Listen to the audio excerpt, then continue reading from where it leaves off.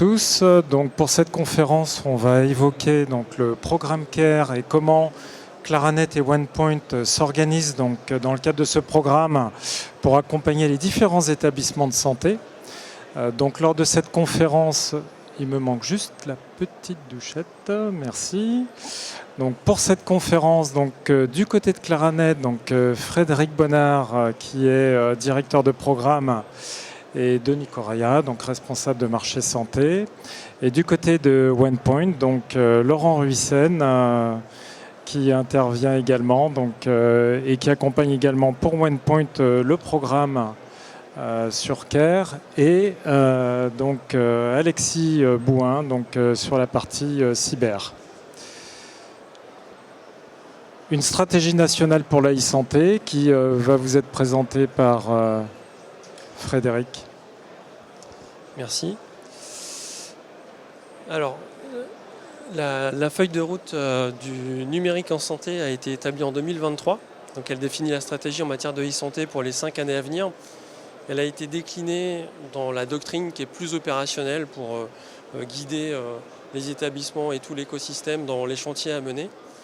Et la cybersécurité a été identifié, défini comme l'un des 3 piliers du socle de la e-santé, au même titre que l'interopérabilité et l'éthique. Donc pour concrétiser cette priorité très élevée, le ministère de la Santé a lancé fin 2023 un programme dédié, totalement spécifique à la cyber, pour accompagner les établissements, offrir un cadre à travers le programme CARE, donc pour cybersécurité, accélération et résilience des établissements. Alors, le mot qui est intéressant dans le programme, c'est accélération, puisque la sécurité de l'information, la sécurité des systèmes d'information est bien prise en compte dans les programmes nationaux depuis un certain temps. Donc, on peut remonter jusqu'à Hôpital numérique, suivi par Open, et plus récemment, dans le cadre du Ségur du numérique en santé avec SONES. Alors, pourquoi il faut accélérer ? Le premier élément, c'est qu'aujourd'hui, on a une explosion des usages du numérique en santé. Une très grande majorité des processus métiers dans les établissements s'appuient sur les outils numériques. On peut aussi évoquer le fait que, historiquement, les outils étaient orientés professionnels de santé pour la coordination, le parcours de soins. Et aujourd'hui, en fait, les patients ils deviennent acteurs de leur santé à travers l'utilisation des services numériques qui sont mis à leur service. Donc en nombre d'utilisateurs, toute la partie e-santé a aussi augmenté. Le deuxième élément que je vois, c'est qu'on a des systèmes d'information qui sont de plus en plus ouverts, que ce soit en interne, au sein des GHT, mais aussi avec l'externe. Il faut que l'information circule rapidement, de manière sécurisée, sur toute la chaîne. Et donc ça apporte aussi un certain nombre de mesures de sécurité à mettre en place pour garantir la sécurité de bout en bout dans ces échanges. Et enfin, le troisième élément, c'est que les menaces, les scénarios de menaces ne cessent de croître, s'adaptent, évoluent et se durcissent parfois, on le voit dans l'actualité. Et d'ailleurs l'ANSSI positionne le secteur santé au 3e rang des secteurs les plus attaqués sur le panorama 2023. Ce qui fait que si on fait une analyse de risque très rapide vue d'avion, on se retrouve avec une surface d'exposition qui est bien plus élevée qu'avant, avec des impacts qui potentiellement sont bien plus élevés également puisque tous les processus métiers sont concernés par le numérique en santé, et une probabilité de survenance d'incidents qui est aussi plus élevée par rapport à l'état de la menace actuelle. Ce qui fait qu'aujourd'hui les risques sont avec une criticité bien plus élevée que ce qu'on pouvait constater par le passé. Donc finalement, l'explosion des usages, l'accélération des usages en santé impose la même accélération côté cyber.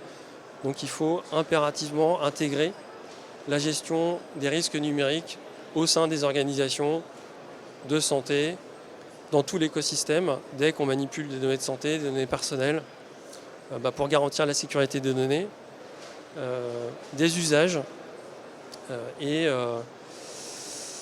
et évidemment tout l'écosystème santé e-santé.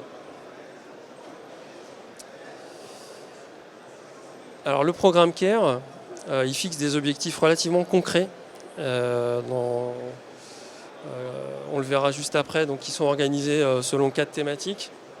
Et l'avantage de ce programme, c'est qu'il est financé sur un certain nombre d'actions avec une atteinte d'objectifs. Donc pour favoriser un déploiement rapide et efficace, le ministère octroie des subventions sur la base de cibles atteintes en fonction des objectifs qui ont été fixés.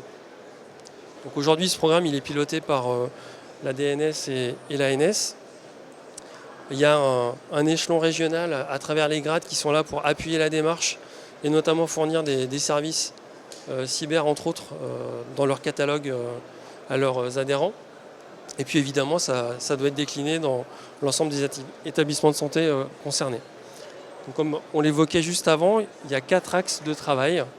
Donc on a une partie gouvernance et résilience, donc, une partie ressources et mutualisation, une partie liée à la sensibilisation, parce que c'est important d'informer l'ensemble des utilisateurs que la sécurité, c'est pas une option.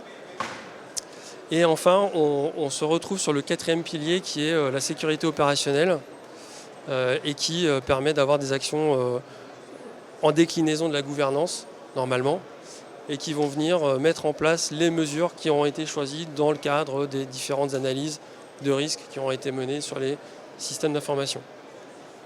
Donc, dans un premier temps, ce programme s'adresse aux établissements de santé médico-sociaux et il a évidemment pour vocation à proposer un niveau de sécurité homogène sur l'ensemble de l'écosystème e-santé.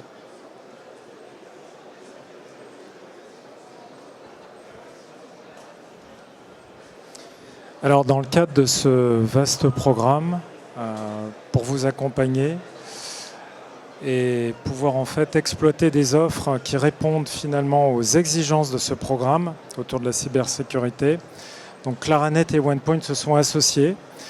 Claranet, expert en IT et notamment en infogérance et hébergement de données de santé, d'applications critiques avec un certain nombre de certifications ISO 27001, ISO 27701, PCI DSS, plus de 1000 collaborateurs, 1200 clients et avec des équipes qui sont dédiées donc, sur le secteur de la santé, donc, qui vous accompagnent dans la transformation digitale, dans la sécurisation opérationnelle des plateformes que nous déployons directement donc, dans nos data centers, avec près de 300 services externalisés donc, pour aussi bien des grades, des projets nationaux ou des établissements de soins.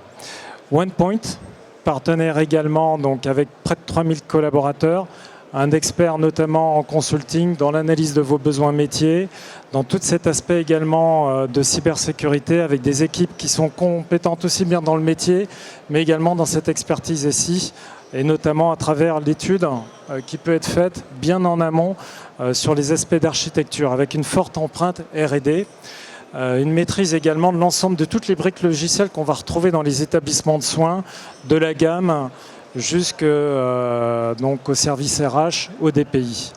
Et donc une relation avec les différents éditeurs. Et donc avec l'association des deux offres, Claranet et OnePoint, nous déployons et nous mettons en place des offres sur étagère pour accompagner ce programme CARE. On a bien vu, vous l'avez très bien présenté, messieurs. C'est un programme qui vise à mettre en place un socle de sécurité et de cybersécurité pour tous les établissements, qu'ils soient nationaux, régionaux ou locaux, avec diverses thématiques réparties en 4 axes. La sensibilisation, la mutualisation des ressources, la sécurité opérationnelle ou la gouvernance et la gestion de crise, la résilience, pardon. Et voilà, c'est des cibles qui sont directement ou indirectement liées à la cybersécurité qu'on adresse au travers de ce programme-là.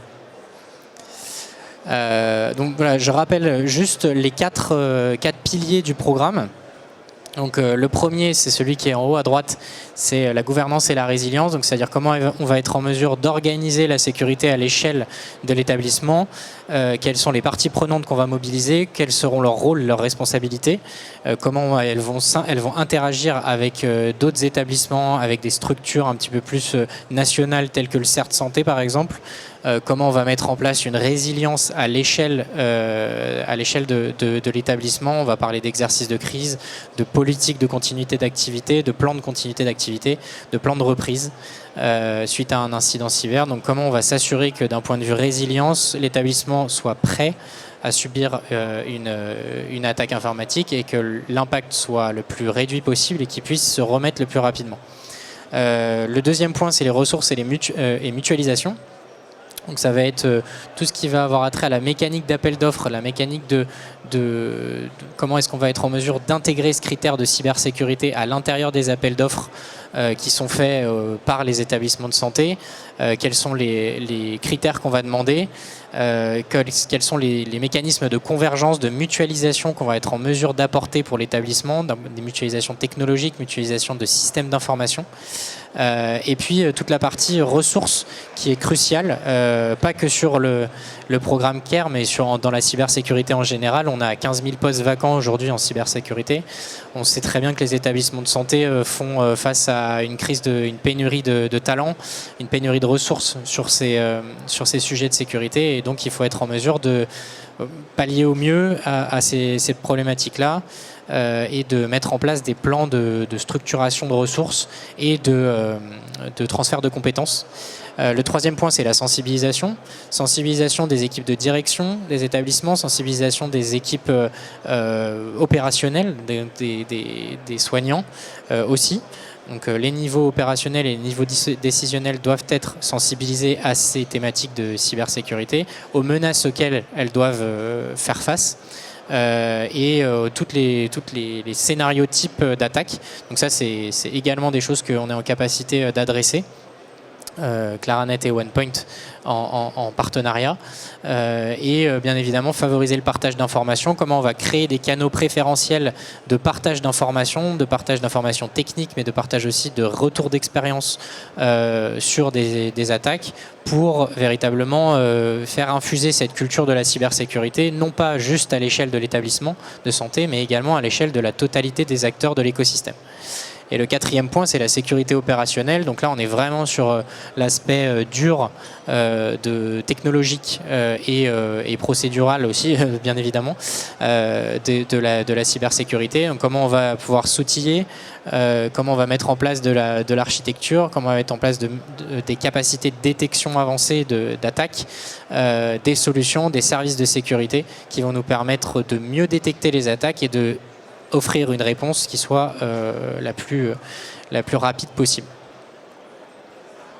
Donc si on fait un petit zoom sur chacun de ces points, j'ai essayé de récapituler dans ces slides les points un peu saillants, ceux sur lesquels notre force fait qu'on est en capacité de les adresser et qu'on met à disposition notre expertise pour adresser ces thématiques-là du programme CARE. Le premier point, donc sur la partie gouvernance et résilience, sur le premier axe, c'est d'intégrer la cybersécurité dans la gouvernance des établissements. Alors là, à ce titre, on fait déjà beaucoup de choses avec certains de nos clients pour mettre en place des gouvernances au niveau de la gestion des risques cyber, au niveau même de la gouvernance générale, comment intégrer cette problématique de cybersécurité, comment déjà acculturer et ensuite faire que cette culture de la cybersécurité, elle arrive jusqu'à la gouvernance des établissements de santé, qu'elle soit correctement prise en compte, qu'on puisse rendre compte aussi au travers d'indicateurs spécifiques, au travers de tableaux de bord de l'état de sécurisation de son établissement.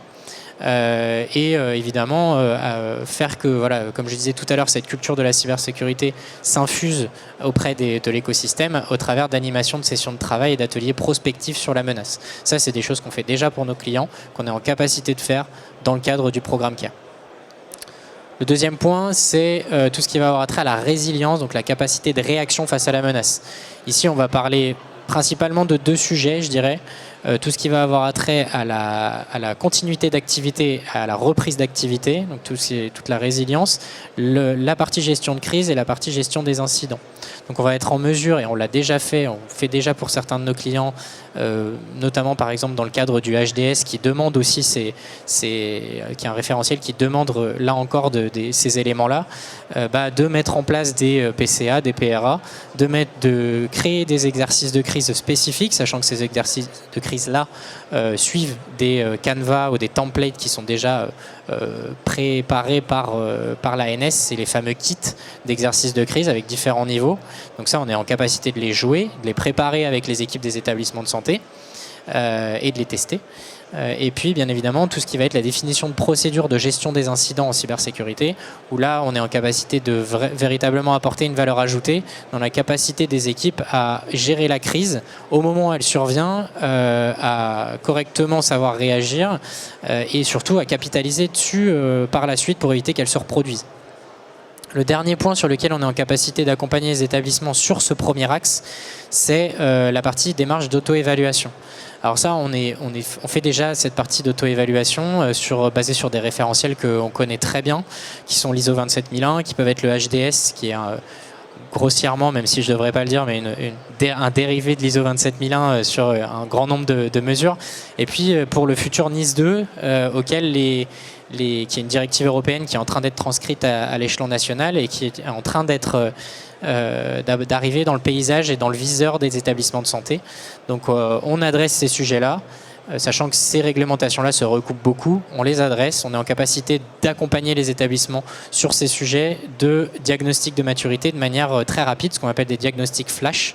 On va venir analyser l'écart et définir une pseudo-feuille de route avec des efforts à fournir pour couvrir les points de non-conformité. Et ça, c'est bien évidemment la définition de la feuille de route en lien avec la conformité, mais également en lien avec une vision par les risques, parce que faire une conformité pour cocher juste des cases, ça ne sert pas à grand-chose si on ne les met pas en face des risques qui se posent véritablement en face et la menace qui se pose en face des établissements. Donc ça, c'est pour la partie gouvernance et résilience. Sur la partie ressources et mutualisation, on va pouvoir définir des trajectoires de convergence sur les systèmes d'information, convergence de par exemple plusieurs GHT pour un référentiel unique, dans un système d'information unique, convergence pour la création de nouveaux services comme des dossiers patients informatisés par exemple.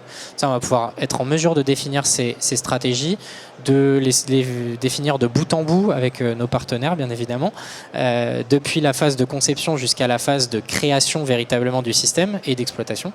Donc on va pouvoir définir ces fameuses stratégies de mutualisation capacitaire et accompagner aussi au processus d'appel d'offres pour justement se doter de ces technologies et de ces systèmes d'information et les construire. Le deuxième point, c'est renforcer les équipes opérationnelles de sécurité.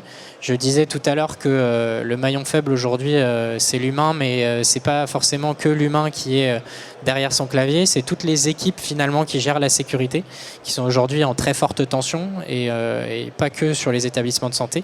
Donc il faut être en mesure d'avoir des stratégies de recrutement, des stratégies d'attractivité et de fidélisation des ressources qui sont assez mouvantes, on va dire. De formation de certaines ressources qui veulent faire des bascules dans leur profession. Donc ça, on est en capacité d'accompagner sur ces trajectoires-là également. Et puis de garantir une projection budgétaire cohérente pour à la fois s'assurer qu'on ait des ressources qui soient formées et en bon nombre pour répondre à ces problématiques de sécurité, mais également toute la partie outillage, la partie système d'information, la partie création de nouveaux services qu'il va falloir là encore chiffrer. Le troisième point, c'est la partie sensibilisation. Merci. Donc la sensibilisation, on en fait déjà beaucoup. On a notamment des supports qui sont assez variés. On peut faire de la sensibilisation en physique, on peut faire de la sensibilisation digitale avec une multitude d'outils qu'on a à notre disposition.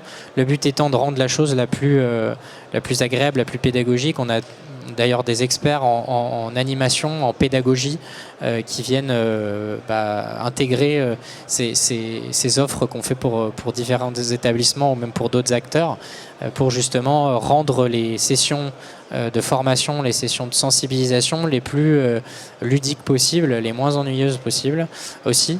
On sait que ça peut être très ennuyant comme des sessions de sensibilisation, ça peut être assez long et douloureux à faire. Donc le but, c'est justement d'éviter que ce soit long et douloureux et qu'on soit en mesure d'apporter vraiment la bonne information au bon moment avec des supports qui soient les plus agréables possibles. Donc ça, c'est vraiment notre parti pris sur la sensibilisation.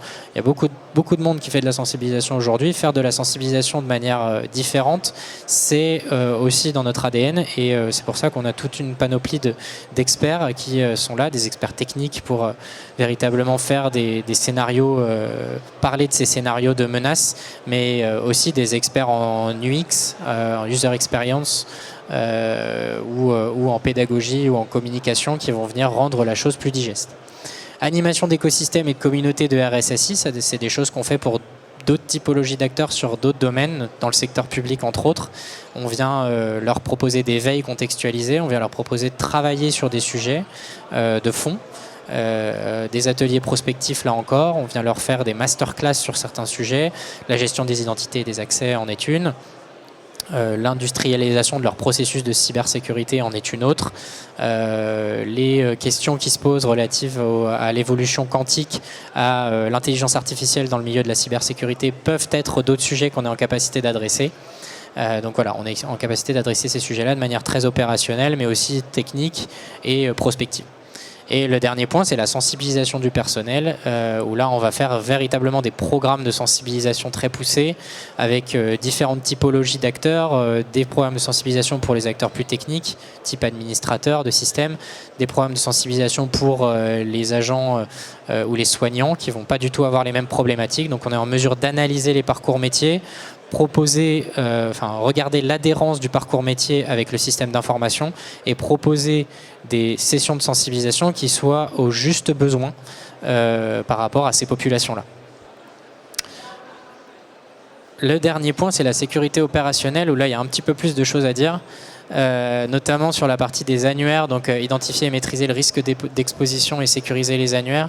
Donc nous, on a, comme tu le disais, Frédéric, on a une grande expertise en cybersécurité sur les domaines techniques et sur les domaines plus gouvernance. Sur les domaines techniques, on est en mesure aussi d'apporter notre expertise sur tout ce qui va être audit, donc test d'intrusion, audit de code, audit de configuration, y compris audit de configuration sur des éléments d'infrastructure poussés du système d'information, donc sur l'AD.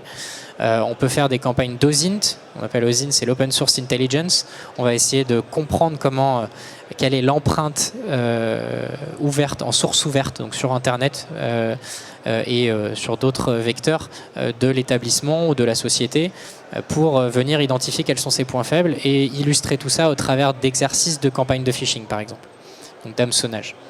Le deuxième point, c'est la supervision des postes de travail et la détection d'intrusion. On est en mesure de proposer des architectures et des analyses comparatives, des benchmarks de solutions, donc de sécurisation sur cet aspect de détection d'intrusion. On va parler d'EDR, on va parler de Security Operating Center, on va parler d'orchestrateur notamment, ou de SIEM. Donc ça, on est en mesure de proposer des analyses comparatives. On a nous-mêmes notre propre service de SOC, de sécurité, donc proposé à nos clients. On peut mettre en place des mécanismes de partage d'informations avec différents acteurs. On a notamment eu l'occasion de le faire pour certains CSIRT régionaux. Donc on est en mesure, on connaît ces mécanismes-là et on est en mesure de les appliquer dans des domaines comme la santé.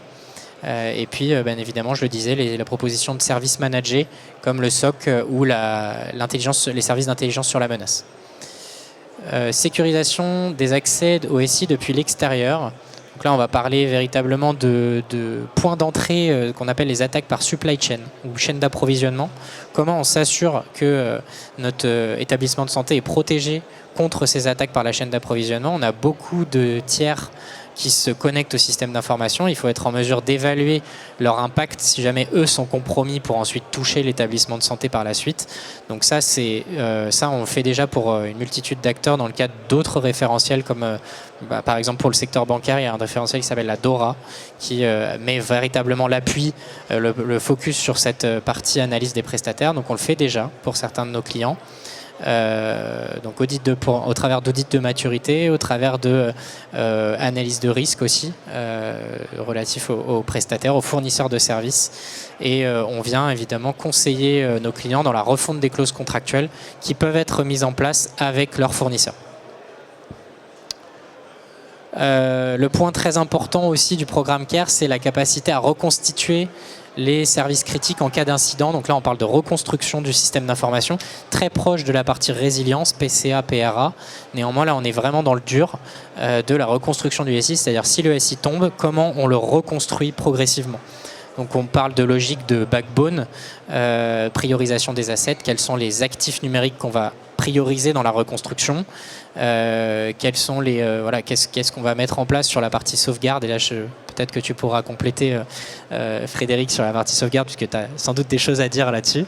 Les politiques de résilience, les principes d'architecture du système d'information qui favorisent la résilience, et des infrastructures externalisées pour aider à remettre en route le système d'information, même en mode dégradé.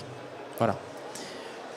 Les contrôles et les mesures de sécurité, donc ça c'est tout ce qui va être audit, de vérification des éléments, on va dire, de sécurisation, des règles de sécurisation. Donc c'est mise en œuvre de référentiels de contrôle, ça on le fait déjà pour une multitude d'acteurs, et proposition d'audit à blanc notamment.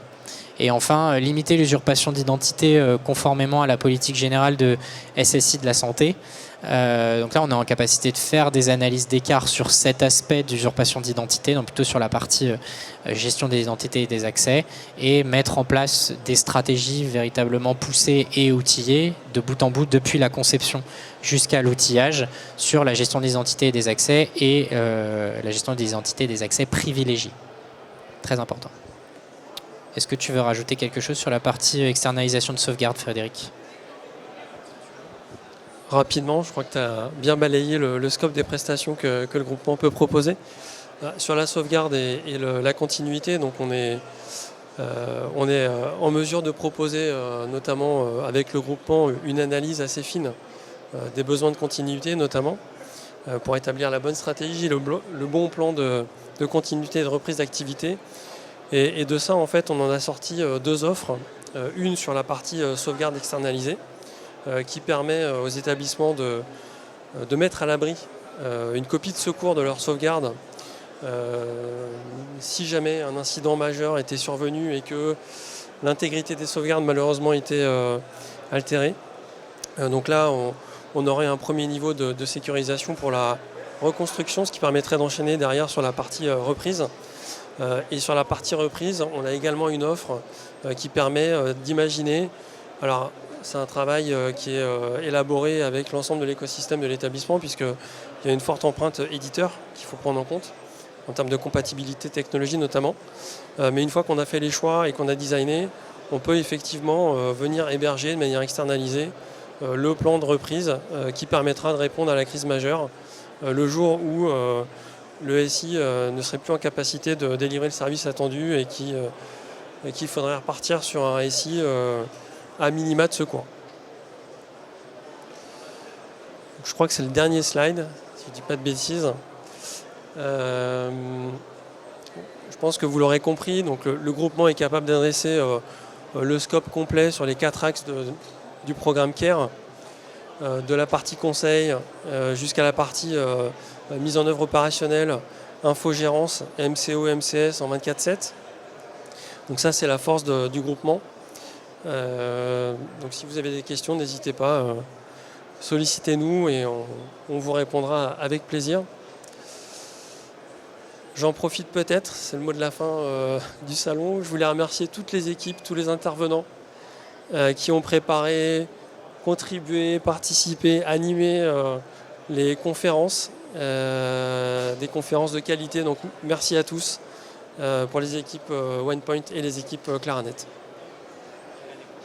Et à l'année prochaine.